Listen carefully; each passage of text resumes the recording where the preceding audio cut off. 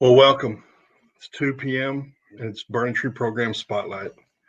My name is Eric Button. I'm a proud alumni of the program. I do family support work for us at Burning Tree, and I'm also a business development representative. Burning Tree Programs is a family-owned organization that was created by David Elliott back in 1999. Our initial program is Burning Tree Ranch. Burning Tree Ranch is outside of Kaufman, Texas, or is in Kaufman, Texas, outside of Dallas. It is a long-term residential substance use disorder treatment center for men and women who are chronic relapsers. Average length of stay is 8 to 14 months of residential with a year of transitions. In 2004, David Elliott expanded and created Burning Tree Lodge. Burning Tree Lodge is outside of Elgin, or in Elgin, Texas, outside of Austin, sorry. Burning Tree Lodge a couple years ago was rebranded when David Elliott brought on Peter Pirano as our chief operating officer. It is now branded as Renewal Lodge. It is a clinically advanced mindfulness approach to the 12 steps. And we're excited to have Peter on our team. New to the Burning Tree family this year is Awakenings Hill Country. Awakenings Hill Country is headed up by Jessica and Josh Slay. These two lovely people are helping women find a path of freedom and serenity, which recovery provides. Awakenings Hill Country is an in-network provider along with Renewal Lodge. Awakenings Hill Country is in Fredericksburg. And then out in Tucson, Arizona is Burning Tree West. Burning Tree West is a young adult program with sober living environments, beds, and it also has a young adult curriculum with a collegiate track. So without any further fumbling on my part of messing up my lines, very honored to have William Ford on Burning Tree Program Spotlight.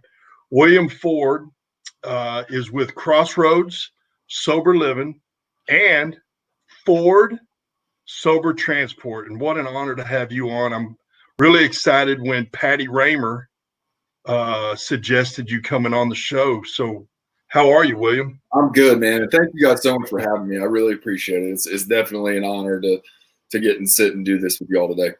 Yeah. So I got to visit with you a little bit before Spotlight started, and the similarities in our stories are just, it's no coincidence, is it? It's no coincidence. Man, it's definitely not. And so tell us, share with us, share us your path for you to connect with Cody. Okay. And you guys create Crossroads. Yeah, man. I mean, it's kind of like we were talking about earlier. Can you hear me okay? I got you loud and clear. Okay. So kind of like we were talking about earlier, man, I was born in San Antonio, Texas. I moved to Austin when I was 18. I think like a lot of us, I tried some different stuff to kind of run away from my addiction. I started using it right around 18, and then seriously started using it around 20. And my thing was opiates, heroin, and just got stuck in that cycle of trying to get better, using external stuff to get better. Girlfriends. I left the country once, and just running away, geographical change, trying to fix myself, and wasn't really in and out of the rooms or the program. I did go to treatment one time. And then finally, super short version is things got really, really bad. I couldn't stop, and ended up getting arrested. And that's what you and I were joking about. I mean, I've started doing interventions here and there. And one thing I spend a lot of time talking to families about is, this idea that we only get better when we're quote unquote ready. I'm not sure I know what that means. I don't think anybody ever wakes up and says, man, today's the day. I'm gonna do it today. It's like we experience consequences and things get bad enough, and it finally gets us to a place where we're willing to go do something. so I got arrested, and one of the conditions of my bond was go to treatment, and I didn't want to. I wasn't at a mental place where I felt like I wanted to be sober, but it was like God intervened, and that's exactly the way that needed to happen. And sometimes consequences are exactly what we need, and I was looking at some real consequences for what I'd been doing. And it's funny, man. It's like when it happened, I thought it was the worst thing on earth, and I was just terrified and just full of fear. And looking back on it, man, it was absolutely God did that for me to save me. You know what I mean? It's just what it took. And so I went to treatment in Kerrville, and then really, I mean, literally the plan is that I was supposed to go back to jail from treatment to do a program, not Safe P. What was it? The SMART program. That's what it was called. Diversion. Yeah. And the day or two before I got out of treatment, I guess the judge or whoever it was said, look, we're going to let you go to sober living in Kerrville. And I had an ankle monitor on, the whole deal. And basically said, if you mess this up, you're going to prison. And I had gone to a meeting at the Outpost, which is a club that we all like out here in the Hill Country in Ingram. And Cody Light, who's the guy that started Crossroads Sober Living. We joke about this now. He'd shared some wild story about, back in the day when he was running around, and it connected with me and made me realize that, this guy's like me. And that's, I've had a bunch of those moments with different guys, in the program, but that's a huge thing, man. It's just like, that's how we help other people, is letting them know that I'm like you. I use like you, I drink like you, I burn things down like you, but I'm better. And it's through working these 12 steps and getting connected that I'm better. And so I ended up moving into one of his sober houses, Lost and Found, which is in Kerrville. Yeah. And met some guys that, same thing, that were like me. And man, I met some guys in sober living that, they'll be at my wedding and my funeral someday. I mean, lifelong friends. And Cody and I became close. I started working for Crossroads. I think 9 months or a year into it, I started managing a house, and not long after that, Cody and I really became friends, and I had some ideas about doing some stuff with him and Philip, and he made me the director of admissions for Crossroads, and I've been doing that ever since. And Cody and I have several other businesses that we do together, and started, I think about 3 years ago, I started Ford Sober Transports, and that's been awesome. I get to help some people here in town that need jobs, and we get to connect with guys and girls going to treatment, and pick them up and give them a ride, and kind of let them know that, hey man, you can get better too. You're not any different. So yeah, it's been great. So what I heard you tell me, William, is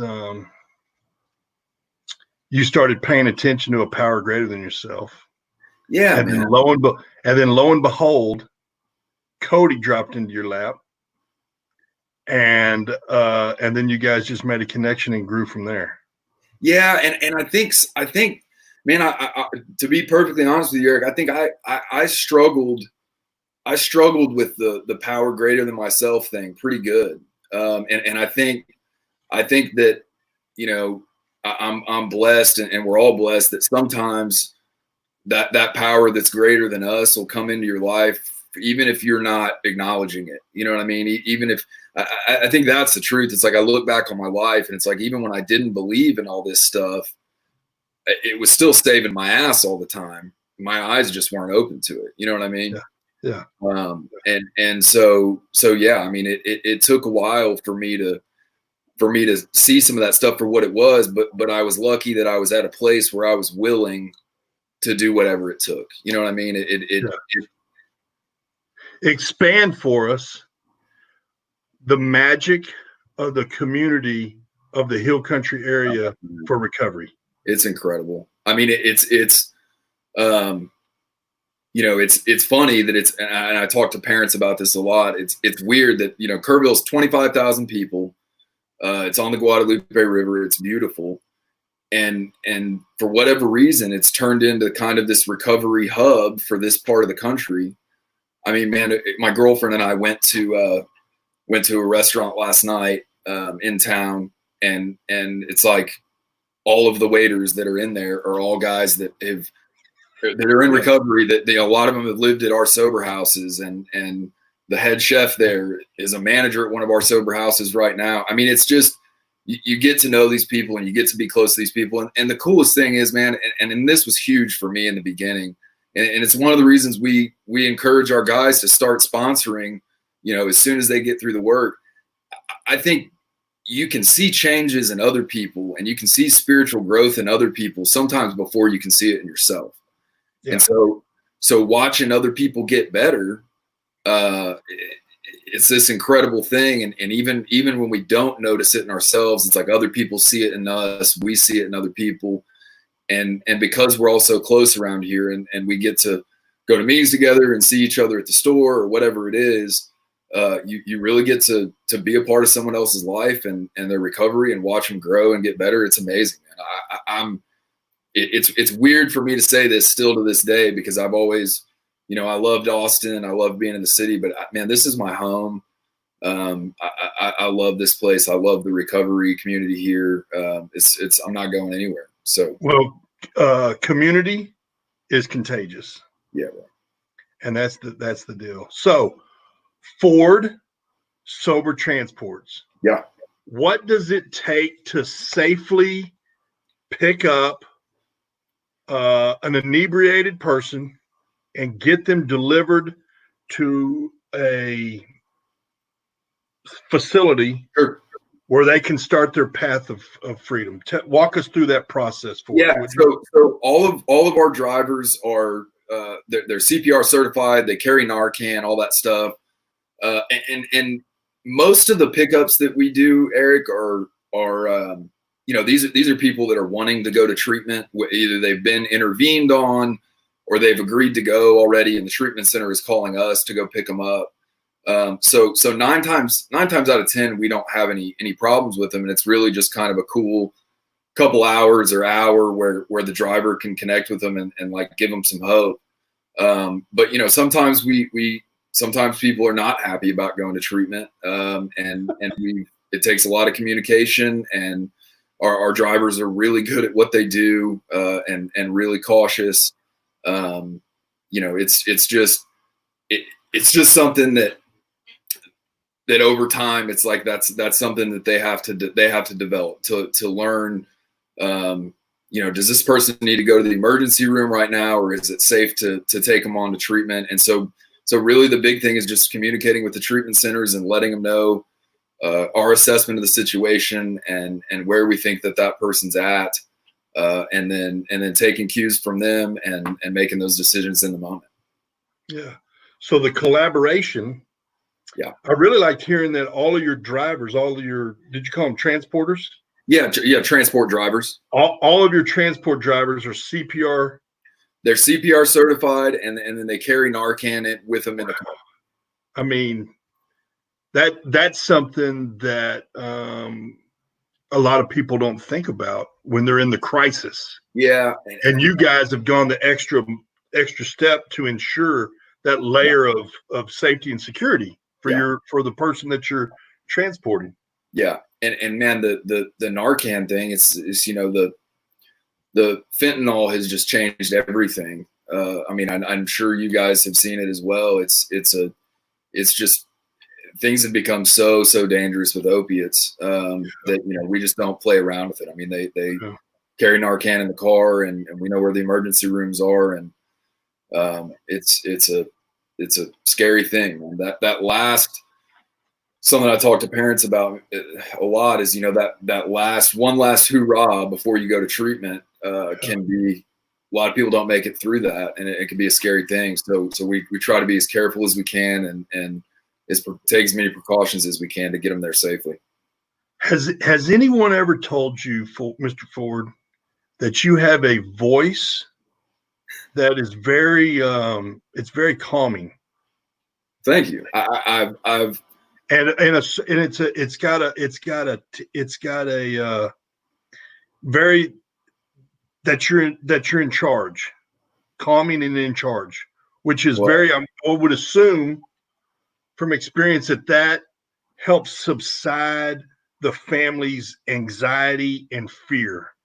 Man, if there's anything that I do, and you and I were talking about this earlier, if there's anything that I do that is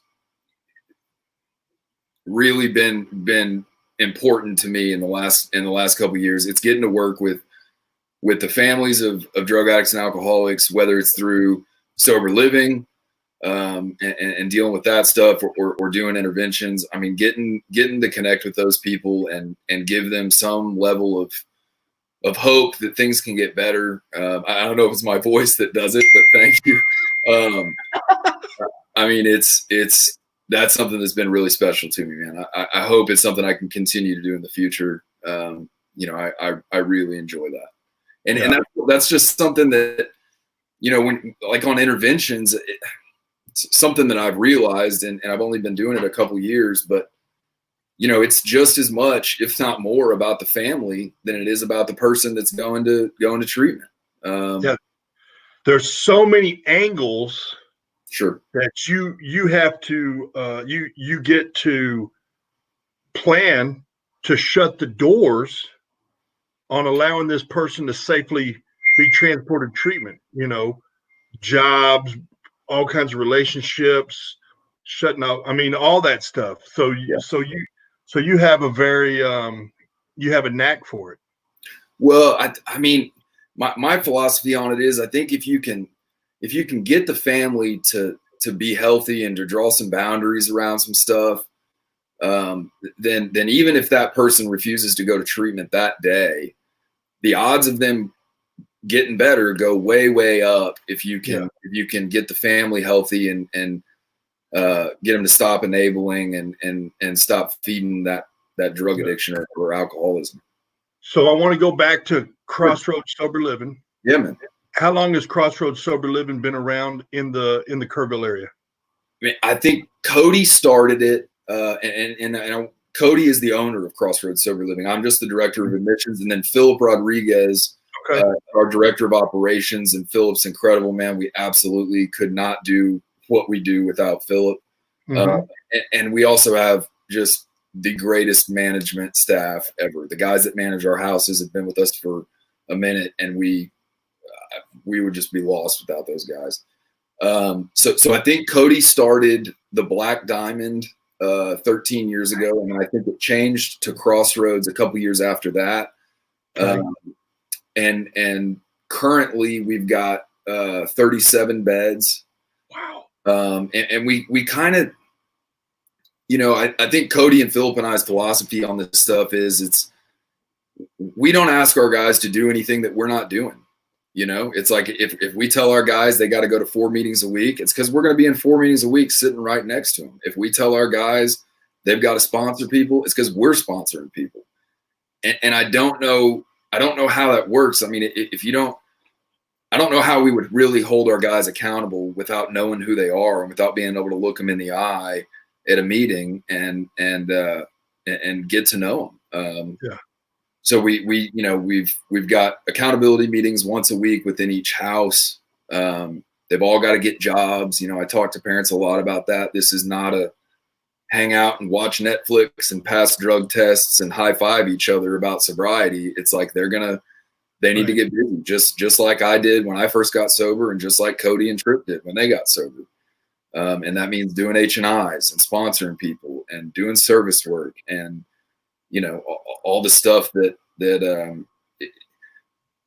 we've come up with this formula that I think works, man. And it's been incredible. We sit at the, before obviously the meetings are closed right now because of the virus, but the first couple months, Cody and I are sitting next to each other at birthday night at the Outpost, watching these guys pick up, and it's just, and it's absolutely all the power of God and not us, but it's incredible to get to be a part of that and to get to watch that, and guys that have lived in our houses that are working in treatment facilities all over the country and are coming back to pick up chips and getting sober and having incredible lives and families and starting businesses. And it's, you know, it's just a testament to the 12 steps and the power of God and the fact that this thing works. William, how's your family doing during this virus? They're okay. My mom lives in New York City. Okay. And I've been talking to her. You know, she's making it. She's a deeply religious woman, and so she's trusting God, and you know, she's going to be okay.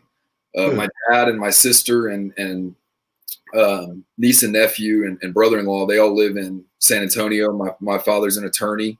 My sister's an attorney now also. They're doing great. You know, it's just an adjustment, man. I mean, this is what life is. And I was talking to somebody the other day. It's, you know, it's easy to run around and talk about trust God this or trust God that when everything's going great. But the truth is, what are you about when things get bad, when things get hard, get hard? Or are we really going to trust God and practice what we preach, or is it all just lip service? You know, so I think this is a test of that. Well, William Ford, we are the hill country, and everyone who comes across your path is blessed that you're leading us on this path, and we're grateful for you. We're grateful for Crossroads Sober Living. We're grateful for Ford Sober Transports, and I'm going to be thinking about you and the young person that's going to be receiving love and care today, and safe travels for you. Thanks, buddy. And we're so honored, so glad that Patty asked for you to come on Burning Tree Program Spotlight. Man, thank you so much. It's an honor to do this, man. I wish you guys all the best. If there's ever anything you need, please call me. Yeah, great connecting with you. Safe travels, my friend. Well, thank you, William Ford, for everything you do on this path of helping people find freedom. Burning Tree Programs is a family-owned organization with 4 programs. We have Burning Tree Ranch outside of Dallas and Kaufman, Texas. Burning Tree Ranch is a long-term co-ed facility for men and women that are deemed chronic relapsers. It has a length of stay of 8 to 14 months residential with a year of transitions. In 2004, David Elliott created Burning Tree Lodge. Burning Tree Lodge a couple years ago was rebranded when he connected with Peter Perano. Renewal Lodge by Burning Tree is in Elgin, Texas, outside of Austin. It is a mindfulness approach to the 12 steps. It is an in-network provider with all major insurance companies in the United States. New to the Burning Tree family, again, is Awakenings Hill Country. It's headed up by Jessica and Josh Slay. It is an in-network provided treatment, substance use disorder with a clinically advanced trauma approach for women. It's women helping women find freedom. And then our last program is Burning Tree West. It's in Tucson, Arizona. It's called Burning Tree West again, and it is a young adult program with a collegiate track, and we also have sober living beds available for men and women. So thank you for your time. Thank you for watching Burning Tree Program Spotlight, and we'll see you tomorrow.